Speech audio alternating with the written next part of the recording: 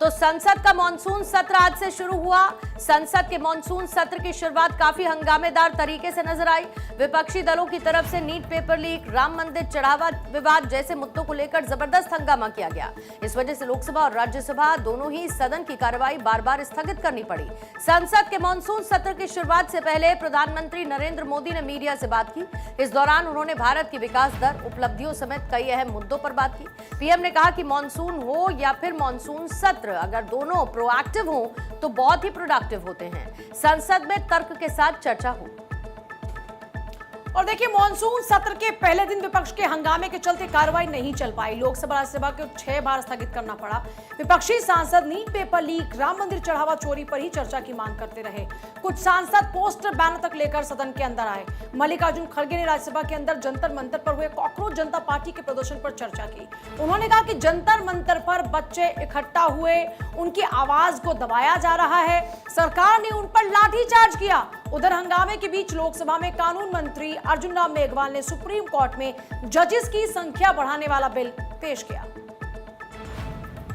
Cockroach जनता party और विपक्ष के समर्थकों ने शिक्षा मंत्री धर्मेंद्र प्रधान के इस्तीफे की मांग को लेकर संसद मार्च निकाला और मार्च हंगामे को देखते हुए संसद परिसर के बाहर भारी मात्रा में पुलिस फोर्स और अर्धसैनिक बलों की तैनाती कर दी गई है।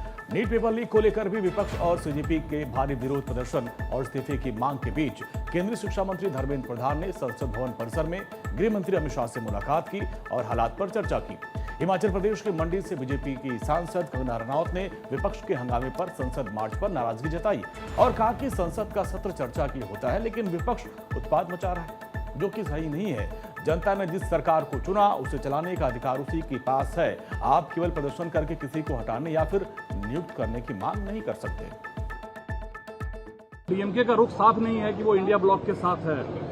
देखिए, ये सब धीरे धीरे जो है भारतीय जनता पार्टी और जो सनातन संस्कृति है उसकी ही शरण में आएंगे और उसकी, क्योंकि ये हमारी अपनी संस्कृति है और ये जो बाकी है ये सब दुनिया से बोरो की हुई है। 13 अगस्त तक चलने वाले मॉनसून सत्र के दौरान मोदी सरकार कई अहम बिल लाएगी। सबसे बड़ा सस्पेंस परिसीमन और महिला आरक्षण विधेयक को लेकर है। बदले राजनीतिक समीकरणों और लोकसभा के नए नंबर गेम ने सरकार की उम्मीदें बढ़ा दी हैं। वहीं सर्वदलीय बैठक में टीएमसी के बागी सांसदों को बुलाने पर विपक्ष के वॉकआउट ने सत्र शुरू होने से पहले ही सियासी तापमान बढ़ा दिया है। आपको बता दें कि मॉनसून सत्र के दौरान कुल 19 बैठकें होंगी। इस दौरान 7 बिल पेश किए जाएंगे। लोकसभा के मॉनसून सत्र से पहले स्पीकर ओम बिरला ने बड़ा फैसला लिया है। टीएमसी छोड़ने वाले 20 बागी सांसदों के लिए अलग सीटों का इंतजाम किया गया। इसके चलते लोकसभा में कई अन्य सांसदों की सीटें भी बदल गई।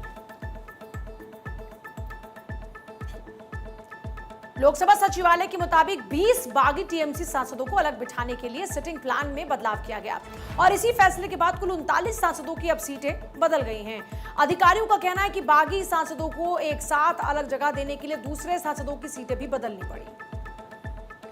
लोकसभा और राज्यसभा के हर सांसद को एक तय डिवीजन नंबर दिया जाता है। उसी नंबर के आधार पर सदन में सीट तय होती है।